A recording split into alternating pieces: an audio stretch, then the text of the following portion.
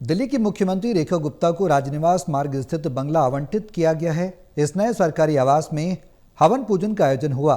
CM द्वारा इस आवास का बंगला नंबर 2 आम जनता के लिए खोल दिया गया है। इसको मुख्यमंत्री जनसेवा सदन का नाम दिया गया है, जिसमें दिल्ली की जनता रोजाना मुख्यमंत्री रेखा गुप्ता से सीधे मुलाकात कर सकती है।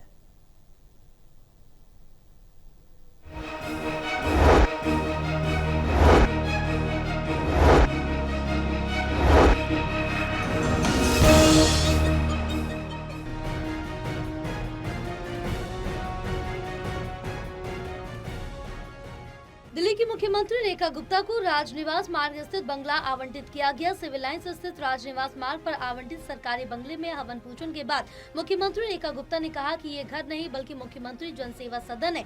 यहीं से सीएम रोज सुबह लोगों से मिलेंगे और जन सुनवाई करेंगे। इस दौरान कई मंत्री, विधायक, दिल्ली बीजेपी अध्यक्ष वीरेंद्र सचदेवा और उपराज्यपाल वीके सक्सेना भी मौजूद रहे। इस मौके पर उपराज्यपाल ने कहा कि मैं आज दिल्ली के मुख्यमंत्री को अपनी शुभकामनाएं देना चाहता हूं। जो उन्होंने जनसेवा का शुभारंभ किया, ये दिखाता है कि लोगों और उनकी समस्याओं के प्रति उनकी गंभीरता कितनी है। आने वाले समय में दिल्ली के लोगों की समस्याओं और दुखों का समाधान मुख्यमंत्री आवास से ही किया जाएगा। ये इतना सिंपल सा आवास है जिसको ऑफिस में बदला गया। आपने पहले जो दफ्तर देखे होंगे सचिवालय और शीश महल में, उसकी तुलना में ये 2% भी नहीं है। जो उन्होंने जन सेवा सदन का यहाँ पर उद्घाटन कराया है, आज इसकी शुरुआत हुई है। ये इस बात की सोच है कि वो जनता के प्रति कितनी गंभीर हैं, जनता की तकलीफ़ों के प्रति कितनी गंभीर हैं। और आज जो शुरुआत हुई है, बहुत ही सुंदर शुरुआत हुई है। मुझे यकीन है कि आने वाले समय में जनता की जो तकलीफ़ें हैं, दिल्ली की जनता ने जो बहुत परेशानियाँ झेली हैं, उनका समाधान इसी सदन से होगा। एक बार फिर उनको बहुत बहुत शुभकामनाएं। देखिए, ये इतना सिंपल सा आवास है जिसको ऑफिस में कन्वर्ट किया गया है। एक मुख्यमंत्री से मिलने के लिए देश विदेश के कितने डेलीगेशंस आते हैं, तो उस गरिमा के मुताबिक जो है ऑफिस को हमेशा होना चाहिए। फिर भी मैं कहूँगा कि ये बहुत ही सिंपल ऑफिस है। आपने जो पहले ऑफिस शायद देखे होंगे, सचिवालय में भी देखे होंगे और शीश महल में भी देखे होंगे, उसके कंपैरिजन में तो शायद ये 2% भी नहीं है।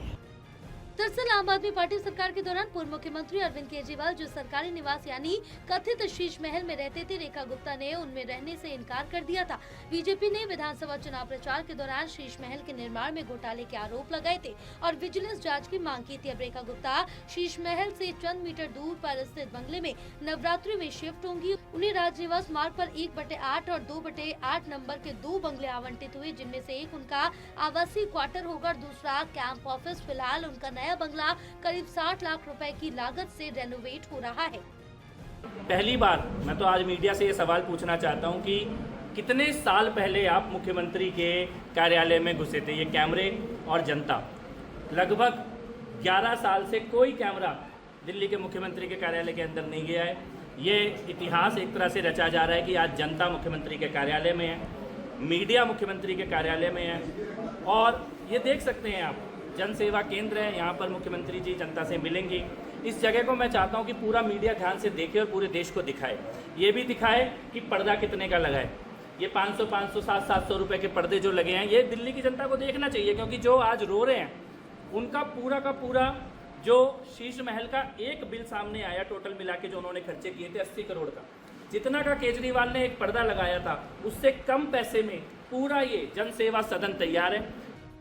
राजनिवास मार्ग पर स्थित ये बंगला 4 बेडरूम वाला है, जिसमें बड़ा लिविंग और ड्राइंग एरिया है। आउट हाउस और स्टाफ क्वार्टर शामिल है। इस इलाके में दिल्ली सरकार के अन्य मंत्री भी रहते हैं। मुख्यमंत्री रेखा गुप्ता के पड़ोसी मंत्री रविंद्र इंद्रराज सिंह और विधानसभा के उपाध्यक्ष मोहन सिंह बिष्ट होंगे। लोक निर्माण विभाग के मुताबिक ये जगह सचिवालय, IT और केंद्र सरकार के कार्यालयों के नजदीक है, इसलिए मुख्यमंत्री के लिए उपयुक्त मानी गयी। फिलहाल सीएम रेखा गुप्ता शालीमार बाग स्थित अपने निजी आवास से ही काम कर रही है, लेकिन नवरात्रि में जन सेवा सदन से लोगों की समस्याएं सुनी जाएंगी।